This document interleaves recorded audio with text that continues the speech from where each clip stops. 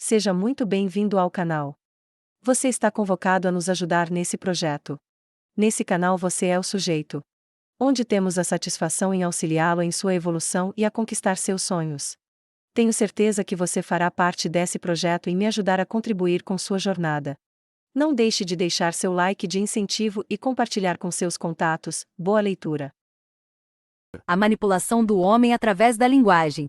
Alfonso Lopes Quintasli, o grande humanista e cientista Albert Einstein, fez esta severa advertência: a força desencadeada pelo átomo transformou tudo menos nossa forma de pensar. Por isso caminhamos para uma catástrofe sem igual. Que forma de pensar deveríamos ter mudado para evitar esta hecatombe? Sem dúvida, Einstein se referia ao estilo de pensar objetivista, dominador e possessivo que se esgotou com a Primeira Guerra Mundial, e não foi substituído por um modo de pensar, sentir e querer mais adequado à nossa realidade humana. Os pensadores mais lúcidos têm insistido desde o Entre Guerras a mudar o ideal, realizar uma verdadeira metanoia, e, mediante uma decidida vontade de servir, superar o afã de poder. Esta mudança foi realizada em círculos restritos, mas não nas pessoas e nos grupos que decidem os rumos da sociedade. Nestes continuou operante um afã descontrolado de domínio sobre coisas e sobre pessoas. O domínio e controle sobre os seres pessoais se leva a cabo mediante as técnicas de manipulação. O exercício da manipulação das mentes tem especial gravidade hoje por 3 razões básicas. 1. Continua orientando a vida para o velho ideal de domínio, que provocou 2 hecatombes mundiais e hoje não consegue preencher nosso espírito, pois já não podemos crer nele. 2. Impede de se dar uma reviravolta para um novo ideal que seja capaz de levar à plenitude de nossa vida. 3. Incrementa a desordem espiritual de uma sociedade que perdeu o ideal que perseguiu durante séculos e não consegue descobrir um novo que seja mais de acordo com a natureza humana. Se quisermos colaborar eficazmente a construir uma sociedade melhor, mais solidária e mais justa, devemos identificar os ardis da manipulação e aprender a pensar com todo rigor. Não é muito difícil.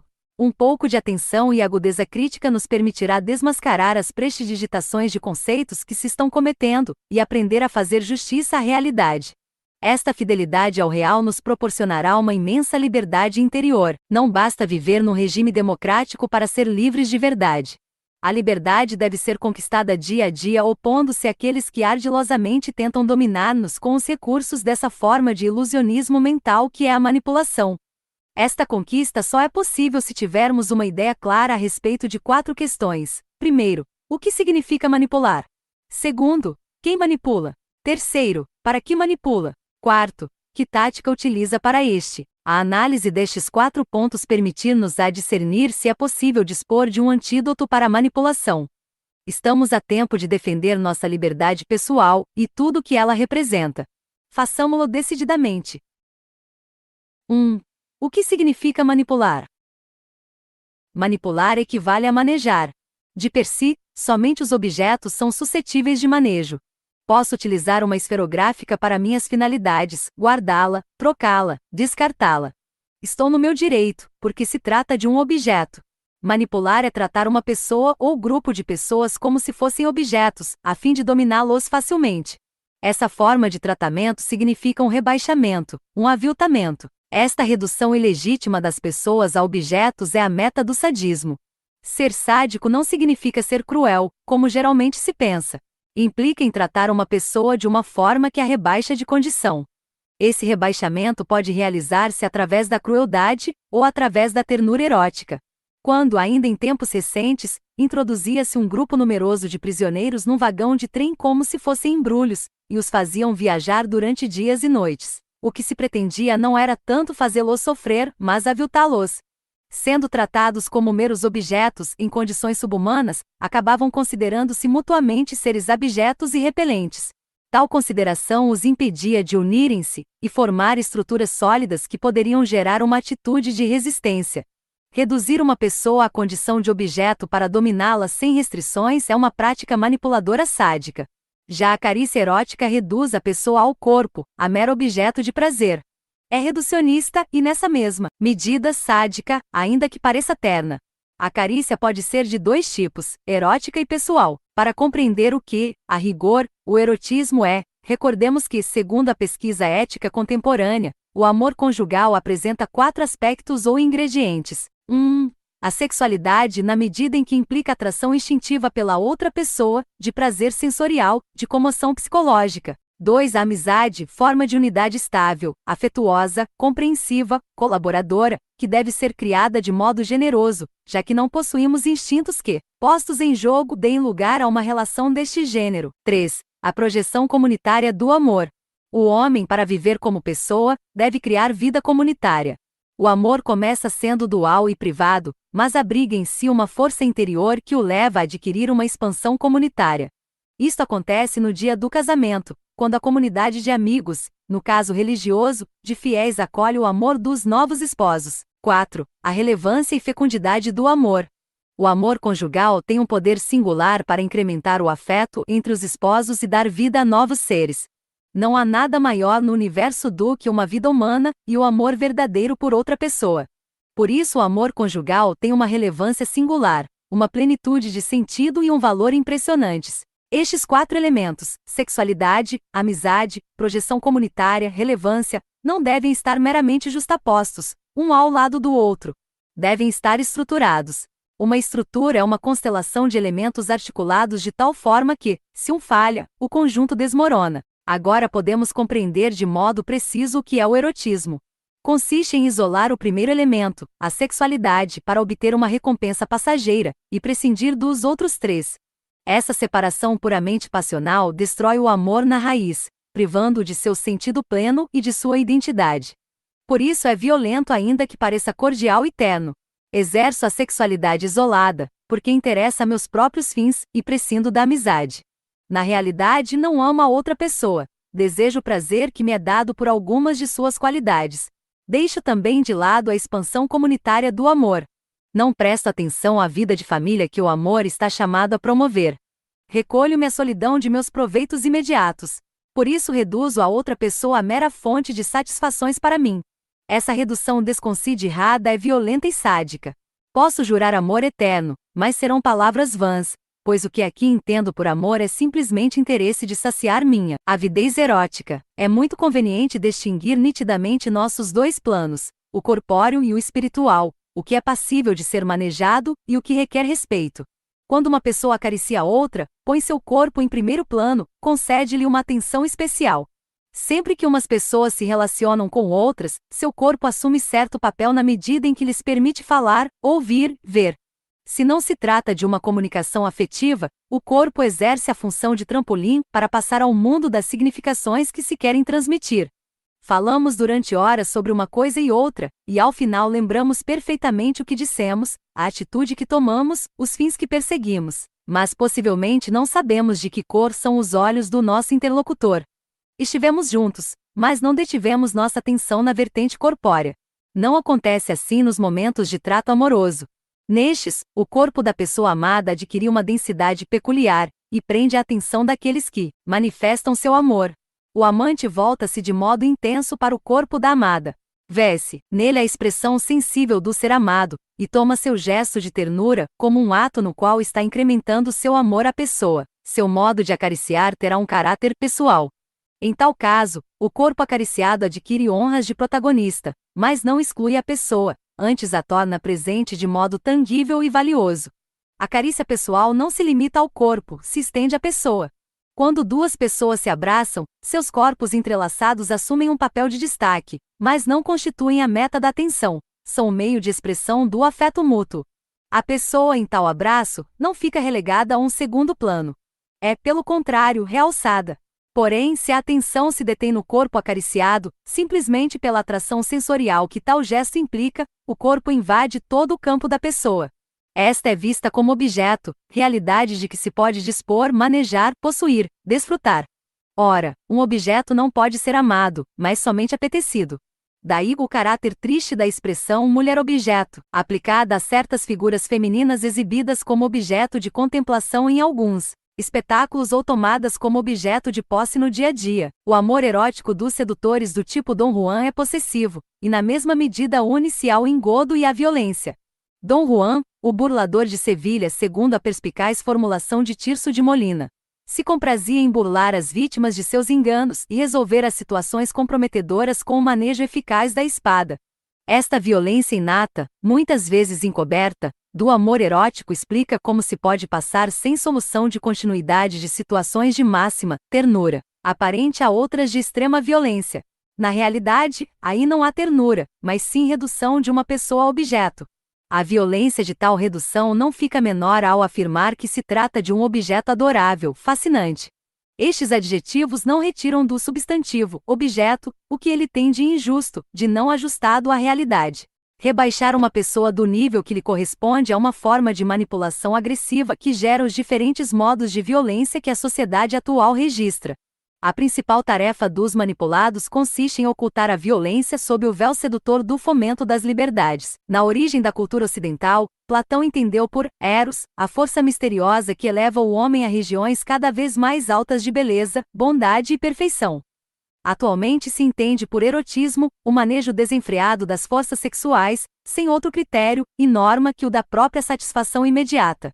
Obviamente, este encerramento no plano do proveito imediato indica uma regressão cultural. 2. Quem manipula? Manipula aquele que quer vencer-nos sem convencer-nos, seduzir-nos para que aceitemos o que nos oferece sem dar-nos razões. O manipulador não fala a nossa inteligência, não respeita nossa liberdade. Atua astutamente sobre nossos centros de decisão a fim de arrastar-nos a tomar as decisões que favorecem seus propósitos. Em um comercial de televisão apresentou-se um carro luxuoso. Em seguida, no lado oposto da tela, apareceu a figura de uma belíssima jovem. Não disse uma só palavra, não fez o menor gesto, simplesmente mostrou sua encantadora imagem. Imediatamente o carro começou a andar por paisagens exóticas, e uma voz nos sussurrou amavelmente ao ouvido: deixe rolar todo tipo de sensações. Nesse anúncio não se dá razão alguma para se escolher esse carro em vez de outro. Sua imagem articula-se com realidades atrativas para milhões de pessoas e envolve todas no halo de uma frase impregnada de aderências sentimentais. Desse modo, o carro fica aureolado de prestígio. Quando você for à concessionária, você se sentirá inclinado a escolher este carro. E o carro você leva, mas não a mulher. Na verdade, ninguém tinha prometido que, se você comprasse o carro, teria a possibilidade de acesso à mulher. O que teria sido um modo de dirigir-se à sua inteligência. Limitaram-se a influir sobre sua vontade de forma tortuosa, astuta. Não lhe enganaram-lhe. Manipularam, que é uma forma sutil de engano. Estimularam teu apetite com sensações gratificantes a fim de orientar tua vontade para a compra deste produto, não para satisfazer ou ajudar a desenvolver tua personalidade. Você foi reduzido a mero cliente. Essa forma de reducionismo é a quintessência da manipulação. Este tipo de manipulação comercial costuma acompanhar outra muito mais perigosa ainda, a manipulação ideológica, que impõe ideias e atitudes de forma oculta, graças à força de arrasto de certos recursos estratégicos. Assim, a propaganda comercial difunde muitas vezes a atitude consumista e a faz valer sob o pretexto de que o uso de tais e quais artefatos é sinal de alta posição social e de progresso. Um anúncio de um carro luxuoso dizia: o carro dos vencedores.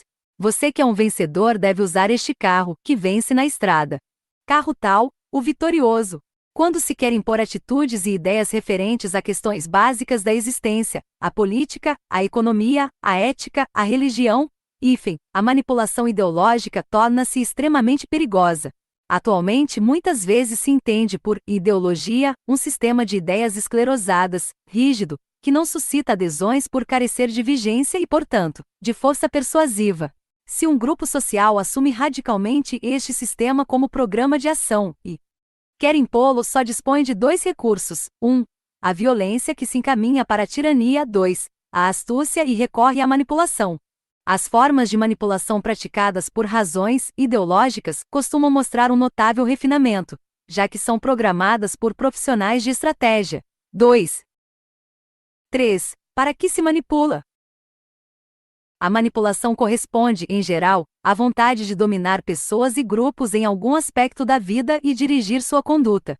A manipulação comercial quer converter-nos em clientes, com o simples objetivo de que adquiramos um determinado produto, compremos entradas para certos espetáculos, nos associemos ao clube tal. O manipulador ideólogo pretende modelar o espírito de pessoas e povos a fim de adquirir domínio sobre eles de forma rápida, contundente, massiva e fácil.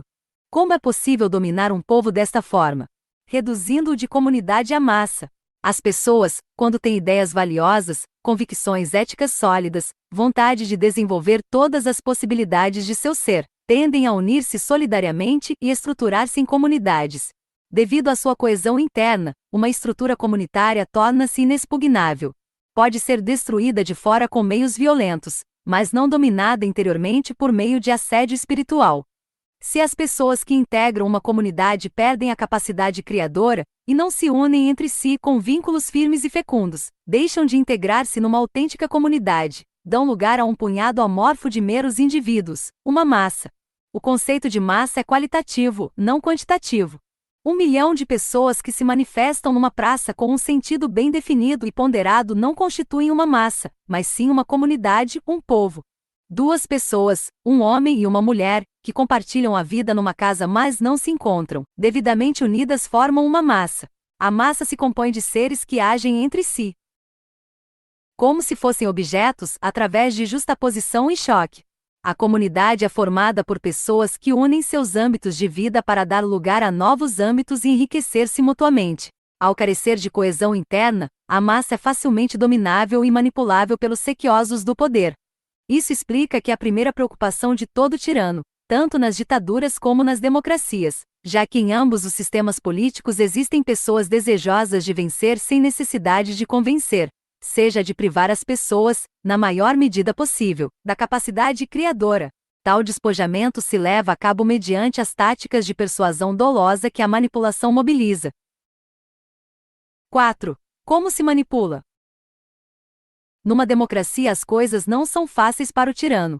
Ele quer dominar o povo, e deve fazê-lo de forma dolosa para que o povo não perceba, pois, numa democracia, o que os governantes prometem é, antes de tudo, liberdade.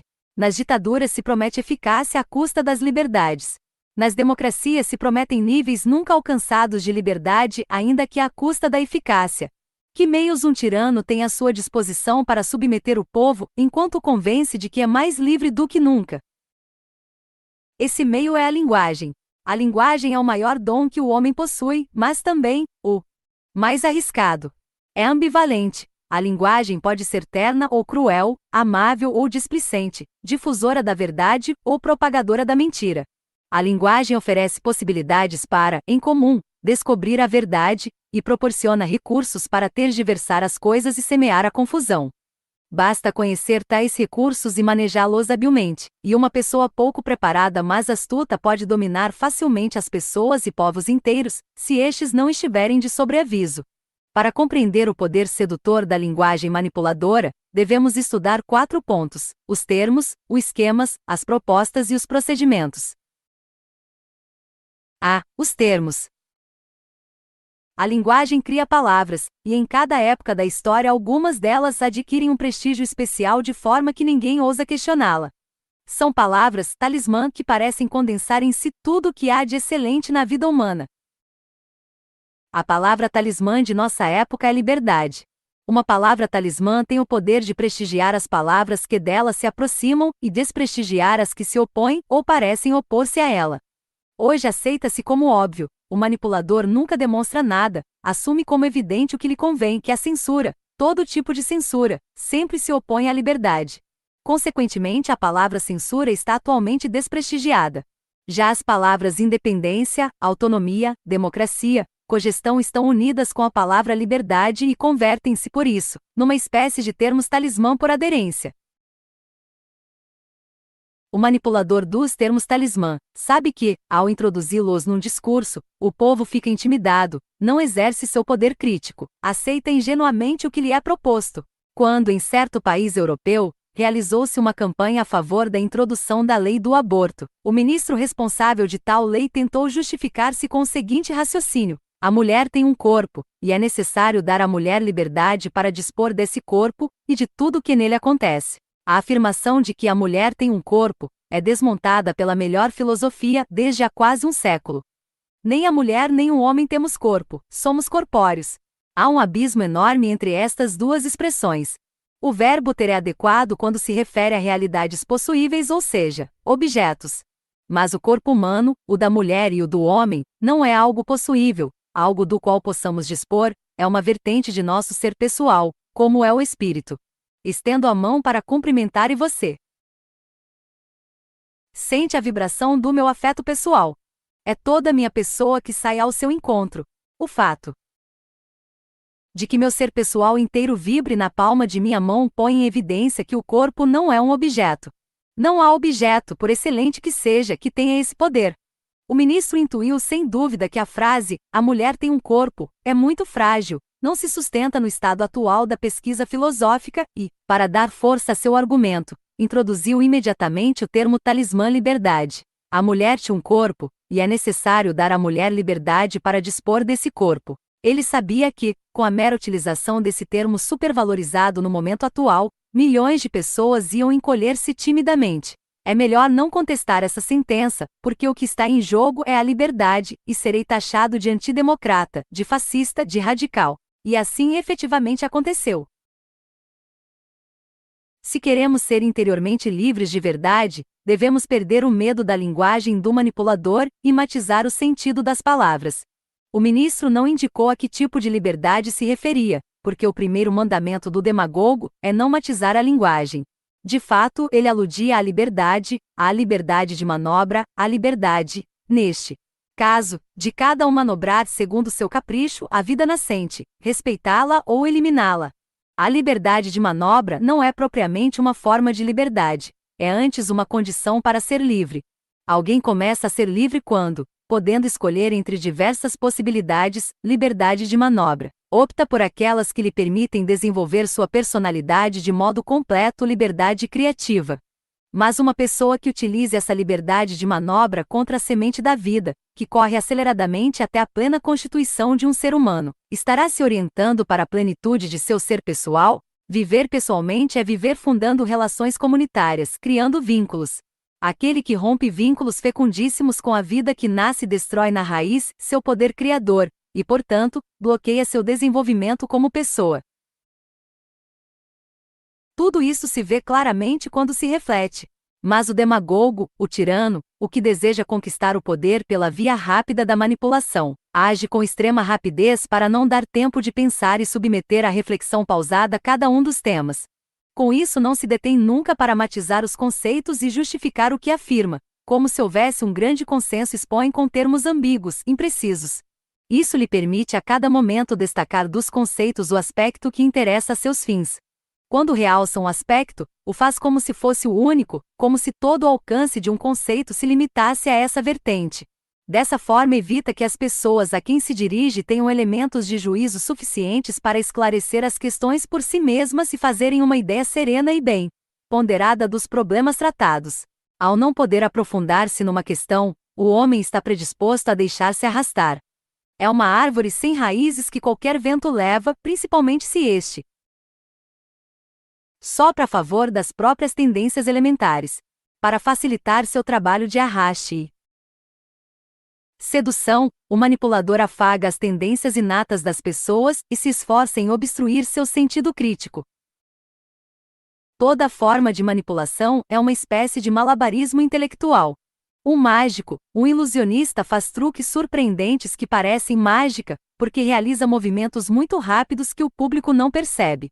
O demagogo procede desse mesmo modo com estudada precipitação, a fim de que as multidões não percebam seus truques intelectuais e aceitem como possíveis as escamoteações mais inverossímeis de conceitos. O manipulador proclama, por exemplo, as pessoas que lhes devolveu as liberdades, mas não se detém para precisar a que tipo de liberdade se refere. Se são as liberdades de manobra que podem levar a experiências de fascinação, que precipitam o homem na asfixia, ou a liberdade para serem criativos e realizar experiências de encontro, que leva ao pleno desenvolvimento da personalidade. Basta pedir a um demagogo que matize um conceito para desvirtuar suas artes hipnóticas. Na verdade, Ortega Y Gasset tinha razão ao advertir: cuidado com os termos, que são os despotas mais duros que a humanidade padece. Um estudo, por sumário que seja, da linguagem nos revela que na história as palavras são frequentemente mais poderosas que as coisas e os fatos. M. Heidegger, 3. B. Os esquemas mentais. Do mau uso dos termos decorre uma interpretação errônea dos esquemas que articulam nossa vida mental.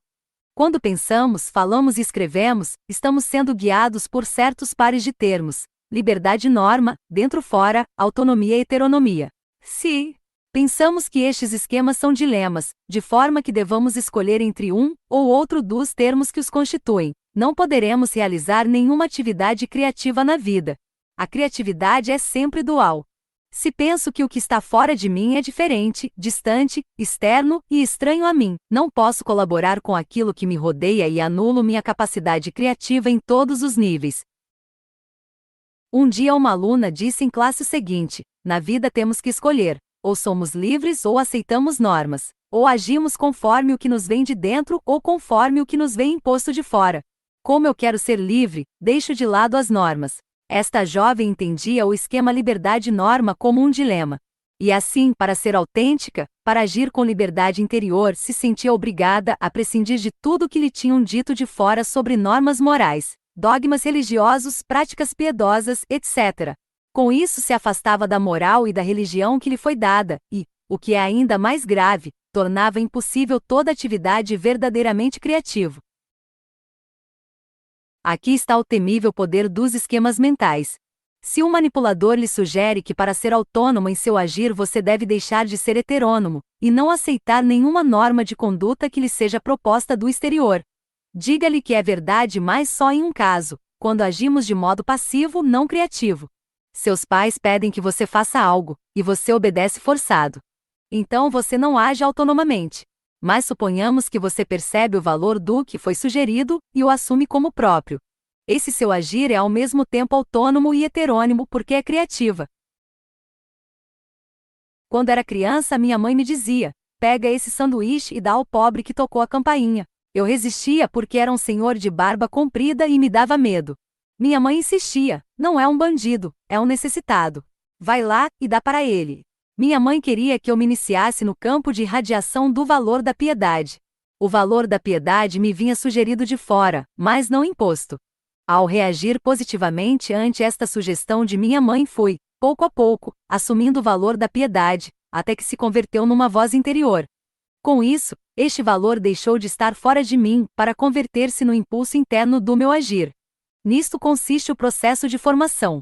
O educador não penetra na área de imantação dos grandes valores, e nós os vamos assumindo como algo próprio, como o mais profundo e valioso de nosso ser. Agora vemos com clareza a importância decisiva dos esquemas mentais. Um especialista em revoluções e conquista de poder, Stalin, afirmou o seguinte: de todos os monopólios de que desfruta o Estado, nenhum será tão crucial como seu monopólio sobre a definição das palavras. A arma essencial para o controle político será o dicionário. Nada mais certo, desde que vejamos os termos dentro do quadro dinâmico dos esquemas, que são o contexto em que desempenham seu papel expressivo. C. As abordagens, planteamentos, estratégicas. Com os termos da linguagem se propõem, planteam, as grandes questões da vida. Devemos ter o máximo cuidado com o que se propõe planteamentos. Se você aceita uma proposta, planteamento, vai ter que ir para onde o levem. Desde a infância deveríamos estar acostumados a discernir quando uma proposta, planteamento, é autêntica e quando é falsa.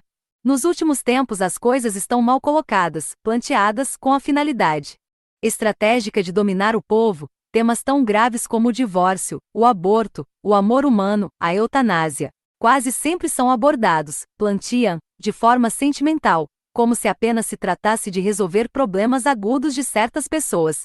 Para comover o povo, apresentam-se cifras exageradas de matrimônios dissolvidos, de abortos clandestinos, realizados em condições desumanas. Tais cifras são um ardil do manipulador.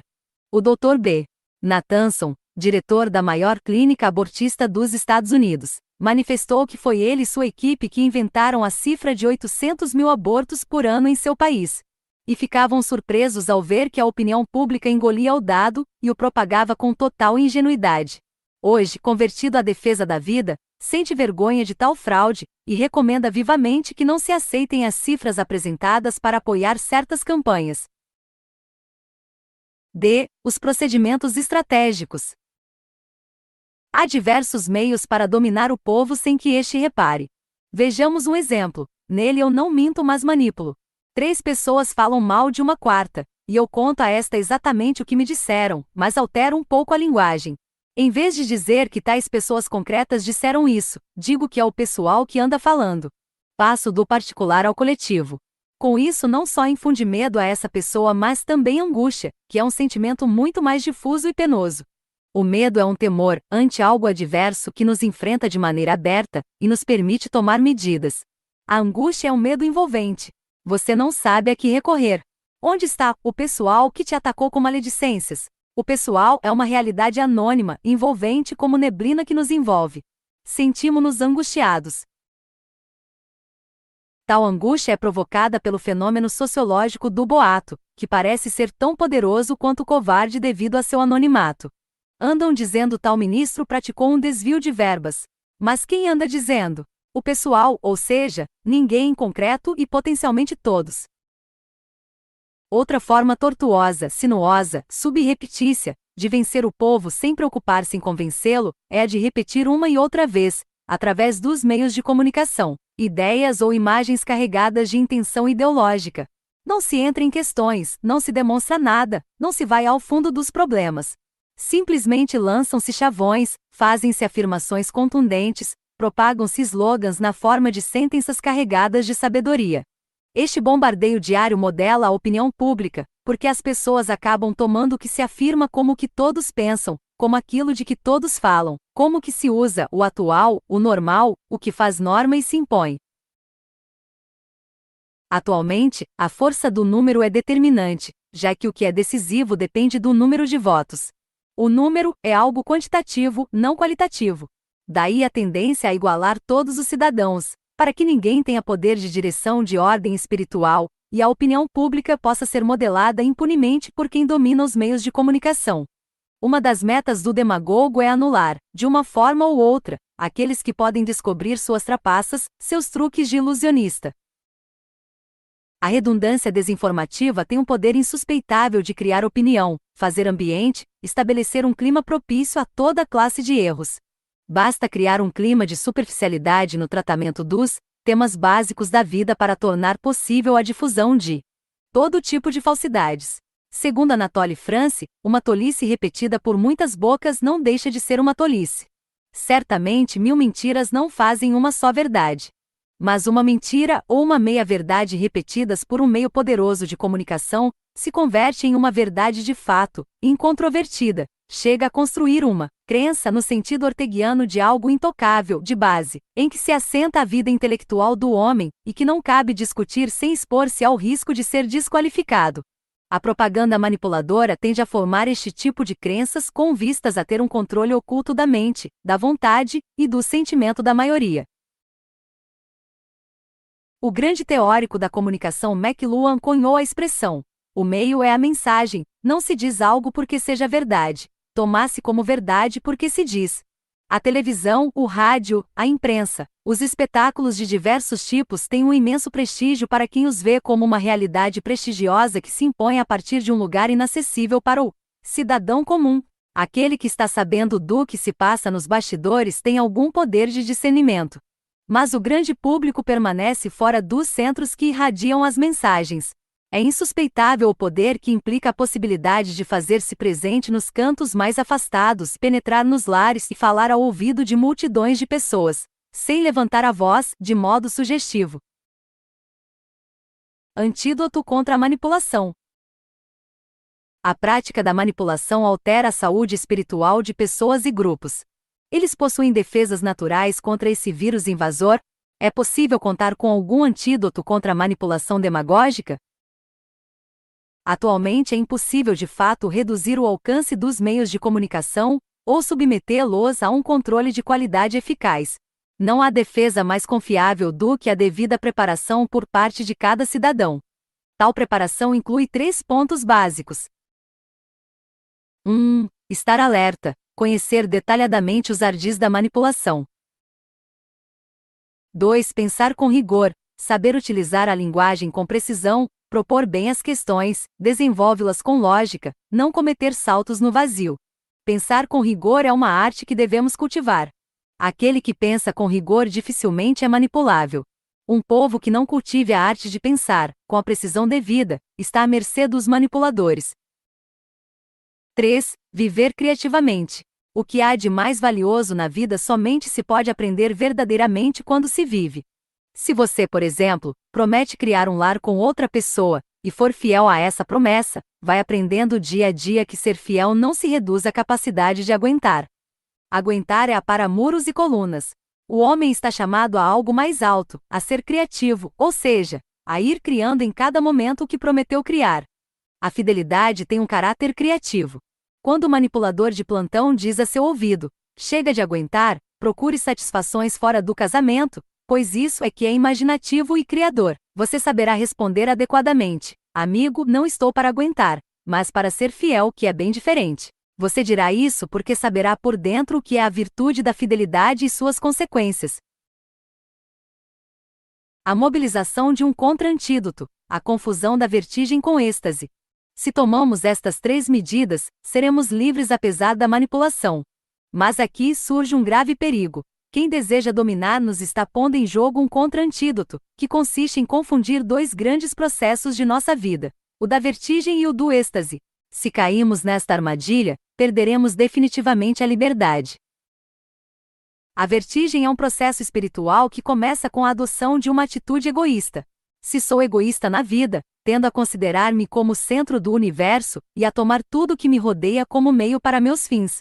Quando me encontro com uma realidade, por exemplo, uma pessoa que me atrai porque pode saciar meus apetites, me deixarei fascinar por ela.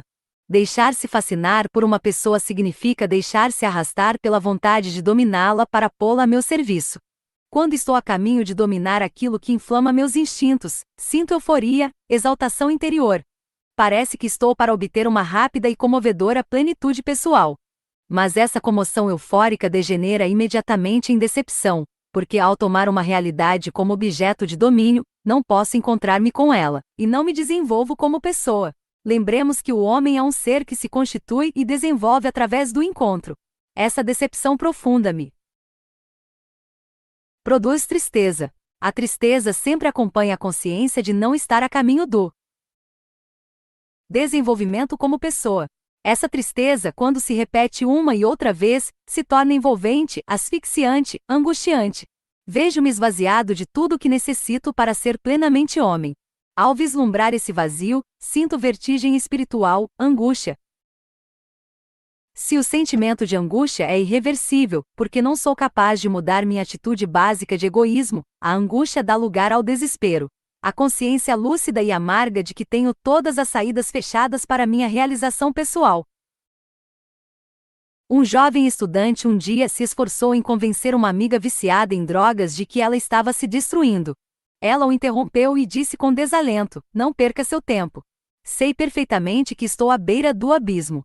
O que acontece é que não posso voltar atrás, o que é muito diferente. Esta consciência de não ter saída é o desespero. O desespero leva rapidamente à destruição, própria ou alheia, física ou moral. Digamos entre parênteses que este processo se refere àqueles que em perfeito estado de saúde, se entregam ao afã de possuir o que deslumbra os próprios apetites, não aqueles que sofrem algum tipo de depressão por motivos fisiológicos. Resumindo, a vertigem não exige nada no princípio, promete tudo e tira tudo no final. A vertigem te enche de ilusões, ilusiones, e acaba convertendo-te num iludido. Vejamos agora o processo oposto, o do êxtase ou criatividade. Se não sou egoísta, mas generoso, não reduzo o que me rodeia a meio para meus fins.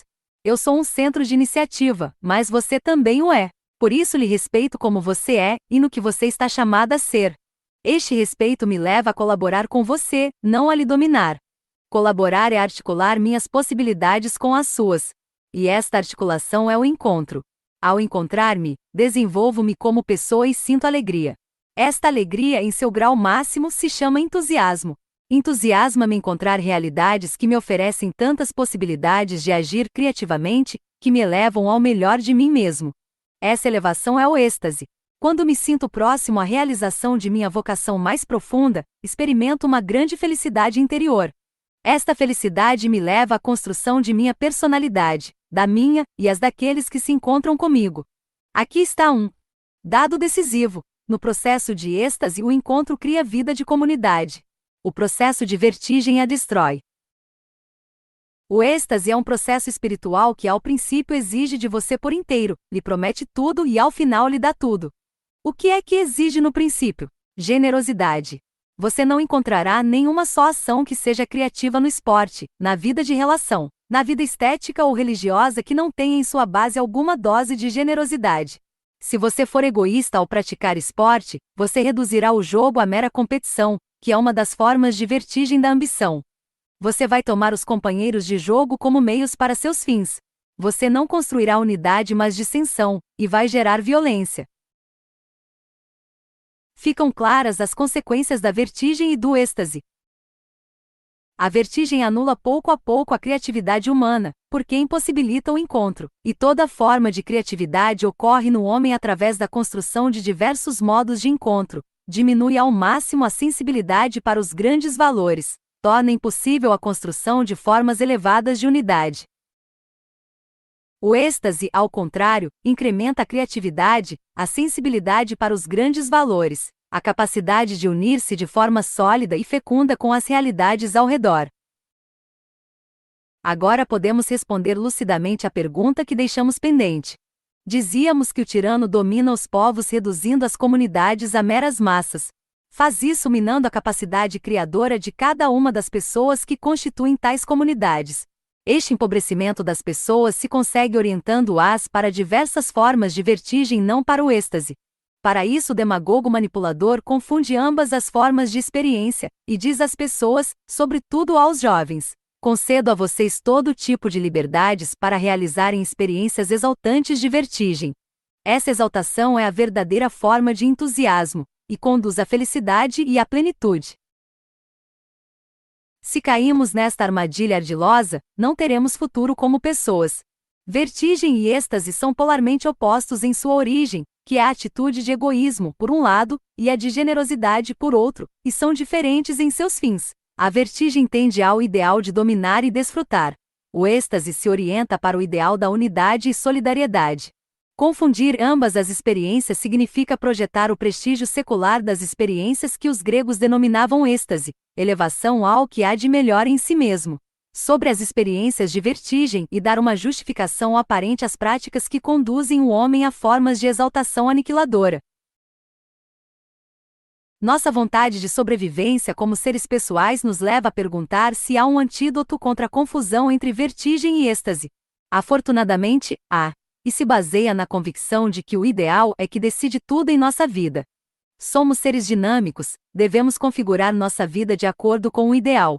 Temos liberdade para assumir um ideal ou outro como meta da existência, impulso e sentido de nosso agir, mas não podemos evitar que o ideal do egoísmo e de domínio nos exalte primeiro e nos destrua ao final, e que o ideal da generosidade e de unidade nos exija no princípio um grande desprendimento e nos dê a plenitude no final. O fato de orientar a vida para este ideal planificante nos impulsiona a escolher em cada momento o que é mais adequado para nosso verdadeiro ser. Esta liberdade interior nos imuniza em boa medida contra a manipulação. A configuração de um novo humanismo. Uma vez que recuperemos a linguagem sequestrada pelos manipuladores e ganhemos liberdade interior, podemos abordar com garantia de êxito a grande tarefa que a humanidade atual tem diante de si: dar vida a uma nova forma que assuma as melhores realizações da idade moderna e supere suas deficiências, as que provocaram 2 hecatombes mundiais. Esta tarefa, que em linguagem religiosa está sendo chamado de reevangelização, somente poderá levar-se a cabo se formos a raiz de nosso agir. A raiz é o ideal que nos move. Desde o período de entreguerras pede-se na Europa uma mudança no estilo de pensar, de sentir e agir. Essa mudança não se realizou, daí o desconcerto e a apatia da sociedade contemporânea. É hora de abandonar a indecisão e lançar as bases de uma concepção de vida ponderada, mais ajustada à verdadeira condição do ser humano. Isso requer ter a valentia de optar pelo ideal da generosidade, da unidade, da solidariedade. Esse ideal, e a cultura correspondente, tem uma antiga e prestigiosa tradição na Europa, mas, diante de épocas anteriores à nossa, apresenta-se a nós como uma novidade. Se o assumimos com garra, sem restrição alguma, veremos nossa vida cheia de alegria, pois, como bem dizia o grande Bergson, a alegria anuncia sempre que a vida triunfou. 4. E não há maior triunfo que o de criar modos autênticos de união pessoal. Levar a cabo esta tarefa criativa na sociedade atual depende em boa medida dos meios de comunicação. Um dia e outro, com o poder de persuasão exercido pela insistência, os meios abrem ante o homem atual duas vias opostas: a via da criatividade e a edificação cabal da personalidade, e a via da fascinação e o desmoronamento da vida pessoal. Quando se fala de manipulação, se alude a uma forma de abuso dos meios de comunicação que tendem a encaminhar as pessoas por uma via destrutiva. Cabe, no entanto, outra forma de uso que assuma todas as possibilidades de tais meios e lhes confira uma profunda nobreza e uma grande fecundidade. Somente quando as pessoas se orientem por esta via terão garantido sua liberdade no seio dos regimes democráticos que, é bom lembrar, não geram liberdade interior automaticamente.